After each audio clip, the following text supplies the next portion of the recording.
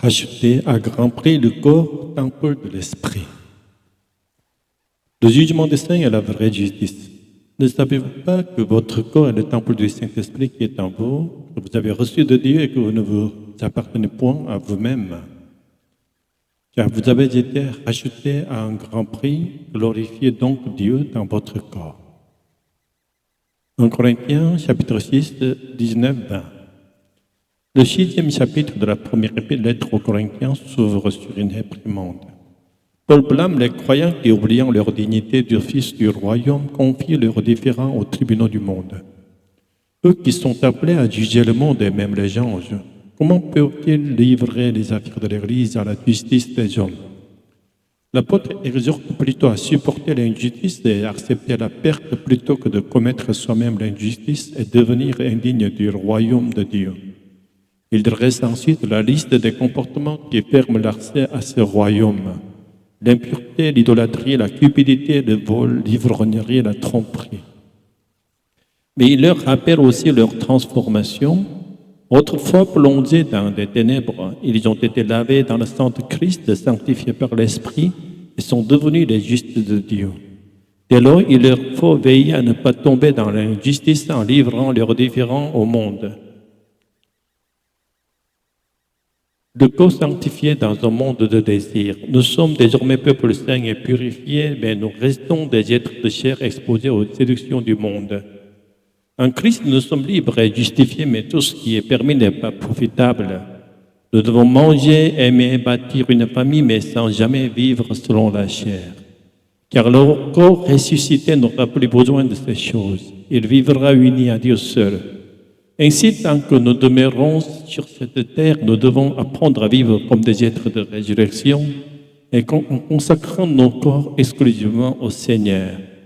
Les aliments sont pour le ventre et le ventre pour les aliments, mais Dieu détruira l'un comme l'autre. Le corps, lui, n'est pas pour l'impudicité, mais pour le Seigneur. Et le Seigneur pour le corps. Et Dieu, qui a ressuscité le Seigneur, nous ressuscitera aussi par sa puissance. 1 Corinthiens 6, 13, 14. Le Christ, tête du corps, est Seigneur des croyants. De même que Dieu ressuscité Jésus, il nous ressuscitera lorsque nous serons devenus membres de son corps, c'est-à-dire de l'Église dont il est la tête. Une Église authentique est une assemblée d'humbles serviteurs, reconnaissant que Christ seul est le chef et que nul ne peut prétendre être son représentant autoritaire. Celui qui sert Dieu seul n'a plus besoin de chercher justice devant les hommes, ni de suivre les désirs de la chair. Son corps devient instrument de gloire pour Dieu. Si Paul insiste tant sur la fuite de l'impudicité, c'est parce qu'à Corinthe, le débauche était devenu culturel.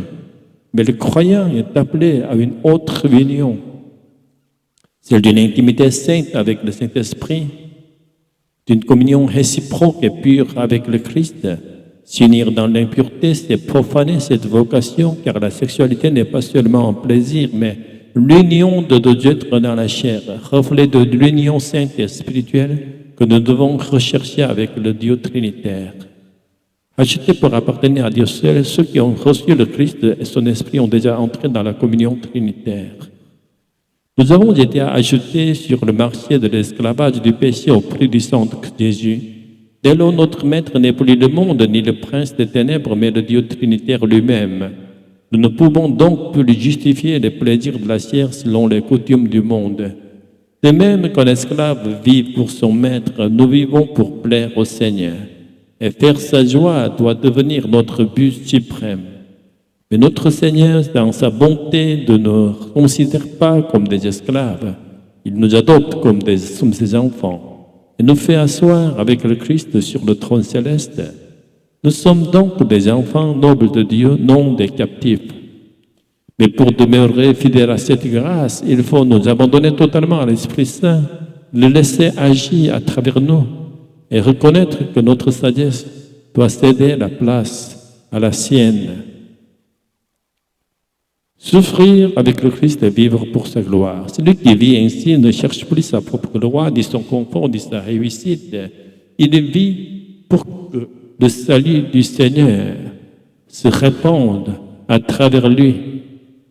et que de nombreuses âmes soient sauvées.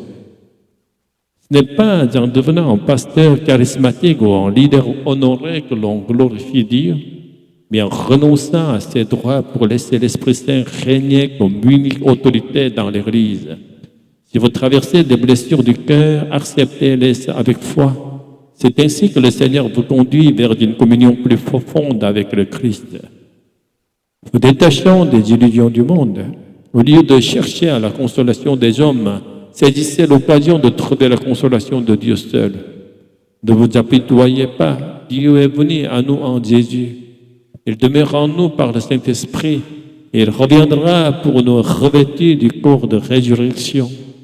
Aujourd'hui, en ce jour qu'on appelle le présent, entrons dans la présence du Seigneur.